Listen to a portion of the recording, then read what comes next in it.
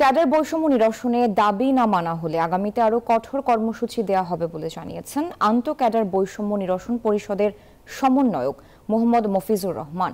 রোববার সকালে শিক্ষা ভবনের সামনে কালো ব্যাজ ধারণ করে অবস্থান কর্মসূচিতে কথা বলেন তিনি। ক্যাডার বৈষম্য নিরসন পরিষদের উদ্যোগে রোববার পূর্ণ দিবস কর্মবিরতি পালন করছেন প্রশাসন বাদে বাকি 25 ক্যাডারের কর্মকর্তারা।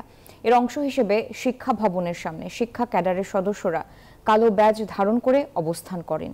শিক্ষা ভবনের সামনে শিক্ষা ক্যাডারদের অবস্থান কর্মসূচিতে মাধ্যমিক ও উচ্চ শিক্ষা অধিদপ্তরের মহাপরিচালক অধ্যাপক মোহাম্মদ আজাদ খান বলেন, তাদের আন্দোলন প্রশাসন ক্যাডার বাদে অন্য ক্যাডাররা যে বৈষম্যের শিকার তার বিরুদ্ধে।